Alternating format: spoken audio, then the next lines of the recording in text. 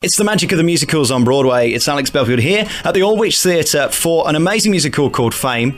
And the stunning star of the show is Clare Gladwin. I'm so pleased to talk to you. How are you? I'm fine, thank you. Not too bad. What an amazing performance you give. And before we go any further, is that the real colour of your hair? I'm afraid to say no, it isn't. I do have to dye it this colour. Thank God for that, because I was going to say, what medical condition is that? It's quite bright, isn't it? Absolutely. This is an amazing show, and I've seen it so many times up and down the country. It tours year in, year out, and it's been here in London for many, many years now.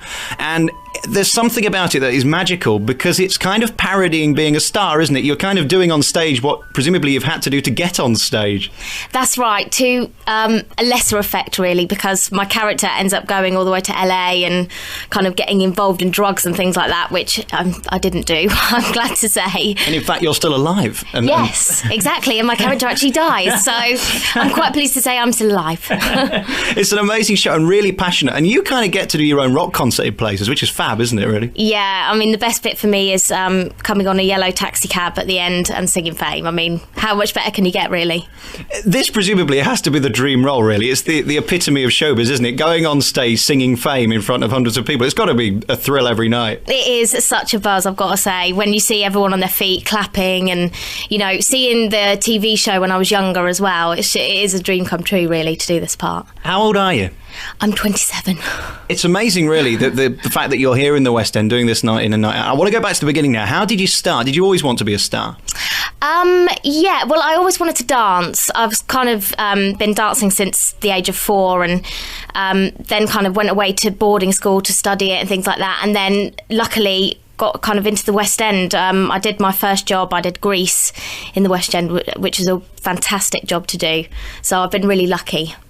I presume there are certain dream jobs when you kind of go into this line of work. There are certain roles you want. Was this always one of them? Yeah, well, Fame wasn't about when I first started, but it kind of came about a couple of years later, and ever since I first saw the show, when it first started, you know, I always dreamed of doing this job, but never thought I would, you know. Never thought I'd get this far, so it's brilliant. What is the struggle like of show business to actually be sat here today talking to somebody like me? I mean, what kind of a fight is it? Because this show, obviously it's going to be slightly more exaggerated, but I'm sure there are a lot of truths in it that some people do end up on drugs, some people don't make it. In fact, probably most people don't make it because there are so few roles and so many people wanting to be in entertainment, aren't there? Yeah, it's so true. I mean, when you think about how many people go to college to study this and how many people want to do it, and then you end up coming out of college, going to auditions, and it's just unbelievable how many people are up for like one job. There's like hundreds of girls struggling to get like 4 jobs or something like that. So it is a real struggle. I couldn't do it. I mean, I've always done radio and entertainment and stuff like that, but I couldn't stand in front of 4 people or 5 people or how many people there are from a production looking for your faults, because that's what they're doing. They're not looking really for your talent. They're looking for your faults against someone else. And you've got to have amazing self-confidence and belief to keep fighting on, haven't you, really? How do you do that? It is very difficult, but I guess you just get used to it, you know. You just have to take the knockbacks with, you know, all the pleasures of it, really. But it is difficult, especially when you're like, it gets down to that last audition and there's only a few of you left and you're waiting for the phone to ring all the time, and that's really difficult. I think now more than ever we've learnt on this programme that it's a really tricky time for the West End and Broadway. A lot of shows are closing weekly almost, it seems. But this show's kind of lucky. I mean, I've never seen it half empty. I've never seen it even 3/4 empty or anything. It's always full. So that must be kind of a relief for someone like you to think, oh, God, right, I've got a job for now. And your contract may run for 6 months or whatever, and you're actually in work. That's got to be a relief. Yeah, it is definitely a relief because, as you say, so many shows in the West End are struggling at the moment. And I mean, it's kind of after Christmas that it's always a difficult time. But, you know, we are so lucky, really, because, I mean, Fame just really sells on the name to start with, you know, and then obviously you've got the reputation and everything. But so we are very lucky. You've got an amazing look about you, and you've got that kind of star look about you. I can't describe what it is. They call it the X Factor, don't they? But what do you think makes someone better than someone else to get a role like this? And I know that's very self-aggrandizing to talk about, but what do you think you've had to learn? Is there certain skills in making yourself better than someone else? I think a lot of it is to do with confidence. I think you've got to learn to have that kind of confidence about you. And I think that's only something that you get after doing a few jobs, really, and learning about the business. Now, you're in Greece. That's much the same as this. But this show particularly is kind of...